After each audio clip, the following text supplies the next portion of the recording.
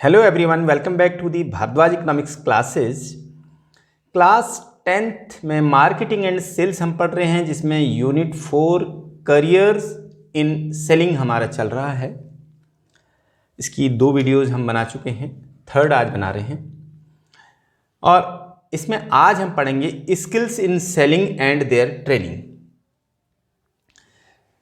5th जो unit है वो हमारा soft skills and hard skills का है, उसमें हम वो चीज़ें सीखेंगे।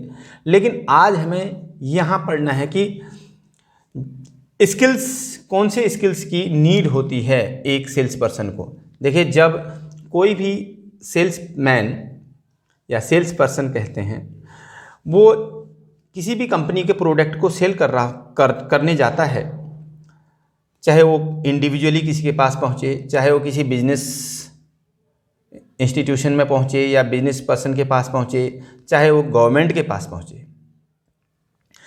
जब वो अपने प्रोडक्ट को सेल करने जाता है तो उसके पास स्किल्स होनी चाहिए अपने प्रोडक्ट को सेल करने की। यानी कि कहने का मतलब है वो स्किलफुल होना चाहिए, कुशल होना चाहिए। स्किल्स का मतलब एक्सपर्ट होना चाहिए, यानी कुशल होना चाहिए, तभी वो अपने प्रोडक्ट को सेल कर पाता है।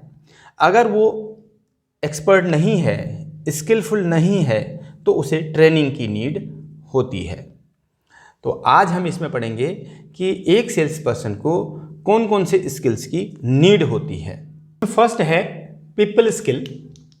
पीपल स्किल में क्या आता है, जैसे कि the first impression is very important. First impression is very important for a sales person.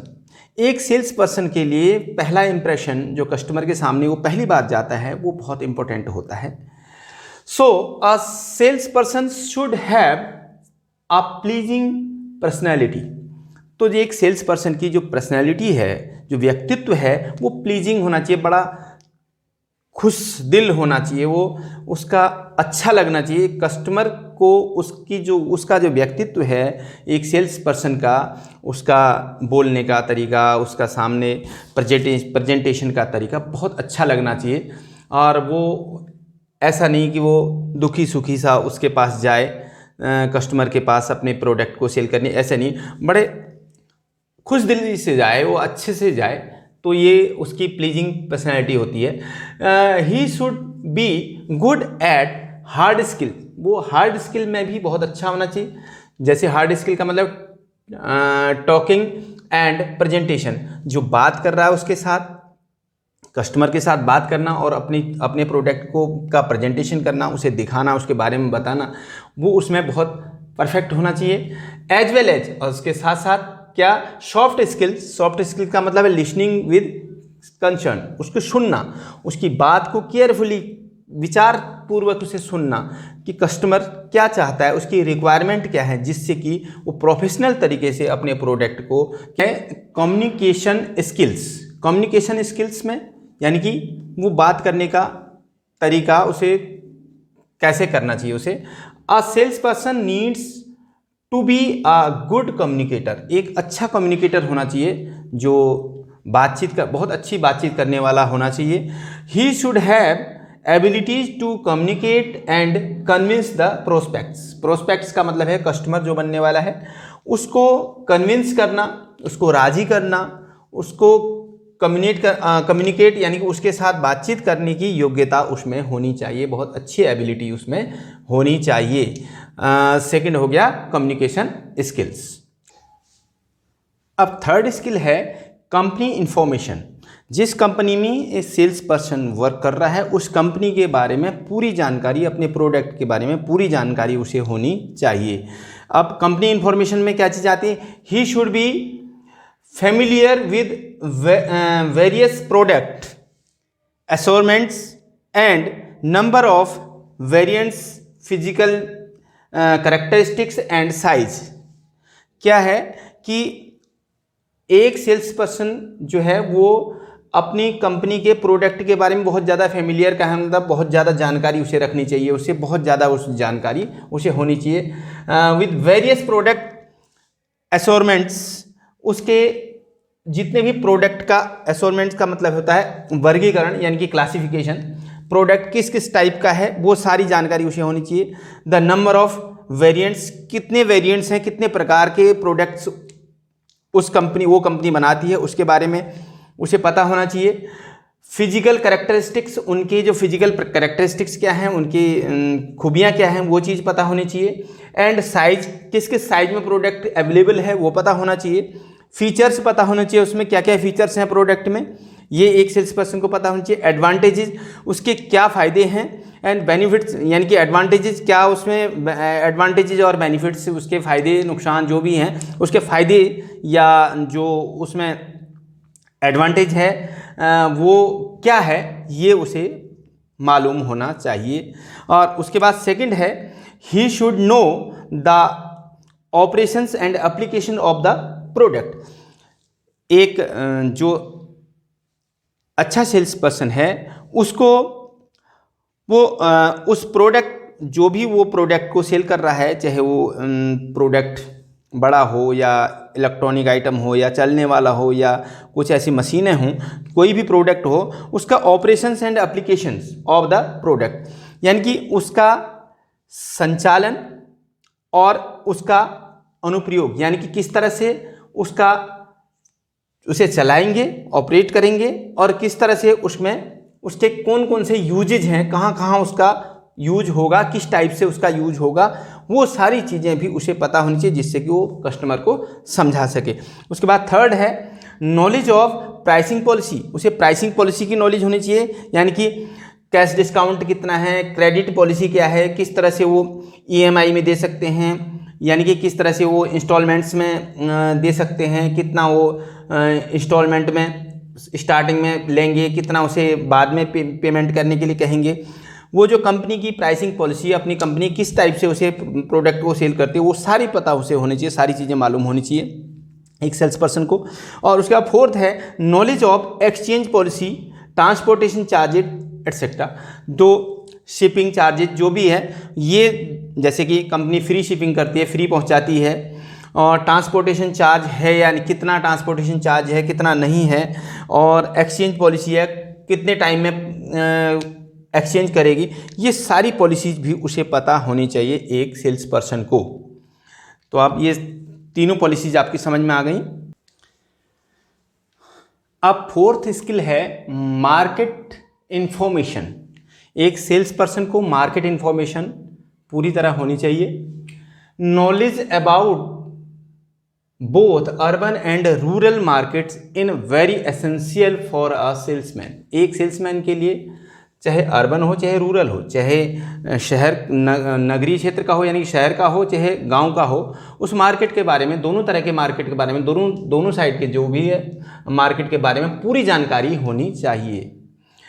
He should explore different market segments. उसे अलग अलग डिफरेंट टाइप के जो मार्केट सेगमेंट्स बने हुए हैं, शहर के लिए अलग, गांव के लिए अलग, जो भी सेगमेंट्स बने हैं उनको एक्सप्लोर करना चाहिए, उनकी खोज करनी चाहिए, उनके बारे में जानकारी करनी चाहिए। एग्जिस्टिंग एंड प्रोस्पेक्टिव बायर्स, किसके, जो एग्जिस्टिंग, जो पहले से बायर्स हैं, जो खरीदार हैं उनके, और प्रोस्पेक्टिंग, जो आगे फ्यूचर में बायर बन सकते हैं, खरीद सकते हैं, उनके बारे में जानकारी रखनी चाहिए, उनके बारे में उन्हें एक्सप्लोर करना चाहिए, उनके बारे में जानकारी रखनी चाहिए। देयर नीड्स एंड प्रीफरेंस, उन कस्टमर्स की नीड्स क्या है इस बारे में जानकारी रखनी चाहिए, और प्रीफरेंस, वो क्या पसंद करते हैं, किस चीज़ को ज़्यादा महत्व देते हैं, उस बारे में जानकारी रखनी चाहिए। देयर परचेजिंग पावर, उनके परचेजिंग पावर के बारे में जानकारी होनी चाहिए, यानी कि परचेजिंग पावर का मतलब है मनी, उनके पास पैसा कितना है, वो खर्च कर सकते हैं, यानी ये as well as their buying behaviours, और उनके बाइंग बिहेवियर, उनका खरीदने का तरीका क्या है, वो उनका व्यवहार कैसा है, वो खरीदते हैं या नहीं खरीदते हैं, खरीदने में कितने इच्छुक होते हैं, ये बात जानकारी है। While prospecting them for sale, जब उनको एक सेल्स पर्सन सेल के लिए प्रोस्पेक्टिंग करता है, यानी कि उन्हें ग्राहक बनाना चाहता है, तो ये सारी जानकारी उसे रखनी चाहिए, उसे होनी चाहिए। मार्केट चाहे रूरल मार्केट हो चाहे अर्बन मार्केट हो, उस मार्केट के कस्टमर्स के बारे में। अब फिफ्थ है इंफॉर्मेशन एंड टेक्नोलॉजी स्किल्स। इसमें इंफॉर्मेशन एंड टेक्नोलॉजी स्किल में आज के टाइम में इंटरनेट बहुत ज़्यादा रेवोल्यूशन है इंटरनेट का, इंटरनेट से बहुत ज़्यादा शॉपिंग होती है, तो इसलिए एक सेल्स पर्सन को इंटरनेट की पूरी नॉलेज होनी चाहिए। The internet has created a selling revolution by putting total purchasing and decision making authority in the hand of prospective buyers. यानी कि इंटरनेट के थ्रू आज जो भी कस्टमर्स हैं उनके हाथ में टोटल परचेजिंग और डिसीजन मेकिंग की पावर उनके हाथों में चली गई है। वो जो चाहें वो खरीद सकते हैं, जिसे चाहें वो जो चाहें वो डिसीजन ले सकते हैं परचेजिंग के बारे में। यानी कि जो प्रोस्पेक्टिव बायर्स हैं, जो खरीदने वाले हैं, जो संभावित कस्टमर हैं, जो आगे कस्टमर बनते हैं, वो इंटरनेट से सारी चीज़ें पहले उनके फीचर्स मालूम कर लेते हैं, कौन सा प्रोडक्ट उन्हें खरीदना है। So a good salesman must know how to identify and connect with prospects for the internet leads. तो एक जो अच्छा सेल्समैन है उसको ये मालूम होना चाहिए कि वो कैसे अपने प्रोडक्ट को आइडेंटिफाई करे और कैसे उसे प्रोस्पेक्ट से कनेक्ट करे। यानी कि प्रोस्पेक्ट्स का मतलब है संभावित कस्टमर, जो फ्यूचर में कस्टमर बनने वाला है, उसको वो कैसे उस अपने प्रोडक्ट को उससे कनेक्ट करे जिससे कि वो ले पाए उसे। इंटरनेट में सबसे आगे कैसे चले, इंटरनेट के थ्रू वो अपने प्रोडक्ट को सबसे आगे कैसे रख सके जिससे कि कस्टमर उसका ऑर्डर करे या उसकी डिमांड करे उसके प्रोडक्ट की। ये सारी नॉलेज जो है एक सेल्स पर्सन को होनी ज़रूरी है। अपना पूरा टाइम लगा देता है, उसे हर तरीके से अपने आप को मैनेज करना होता है। उसके पास टाइम है, उसके पास कोई परेशानी है या नहीं है, वो सब चीज़ें एक तरफ रख के उसे उस प्रोडक्ट को सेल करने के लिए, उस कंपनी के लिए बहुत मन से काम करना होता है। तो उसके लिए वो क्या करता है, एक salesman has to take many task like जैसे गैदरिंग मार्केट इन्फॉर्मेशन, मार्केट से इन्फॉर्मेशन लाना, डिफरेंट टाइप के प्रोडक्ट्स मार्केट में सेल हो रहे हैं उसी तरह के, तो उनके लिए इन्फॉर्मेशन अपने प्रोडक्ट को सेल करने के लिए कैसे सेल हो सकता है, उसके प्रिपेयरिंग रिपोर्ट्स, उनकी रिपोर्ट्स तैयार करना, अटेंडिंग टीम मीटिंग्स, अपनी टीम मीटिंग्स को अटेंड करना, अपने प्रोडक्ट को किसी ट्रेड फेयर में उसका एग्जीबिशन लगाना, उसको दिखाना, उसको पब्लिकली शो करना और एटसेट्रा। बहुत सारी इस तरह की एक्टिविटीज़ हैं जिसे करके वो अपने कॉन्फिडेंस को बढ़ा सकता है एक सेल्स पर्सन, और अपने कॉन्फिडेंस को बढ़ा के आगे बढ़ने की कोशिश करता है और अपने प्रोडक्ट को और अच्छे से सेल करके कंपनी में और नेक्स्ट अपने स्टेप की ओर बढ़ता है। तो ये आपने स्किल्स पढ़े एक सेल्स पर्सन के लिए, जिनके लिए उसे ट्रेनिंग की ज़रूरत होती है। अगर वो नहीं सीखा होता है तो इन सब की ट्रेनिंग लेने की ज़रूरत होती है। ये सारे नोट्स आप प्रॉपर तरीके से लिख लें, इसे पॉज करके और इसका स्क्रीनशॉट ले करके फिर उनको एक कॉपी में लिखते रहें साथ साथ, और नोट्स बनाते रहें और उनकी स्टडी बराबर करते रहें। इन्हीं से क्वेश्चंस तैयार होंगे, इन्हीं से क्वेश्चंस आएंगे। पूरा कॉन्सेप्ट क्लियर हो रहा है। और वीडियो को लाइक शेयर ज़रूर करें। Thank you very much.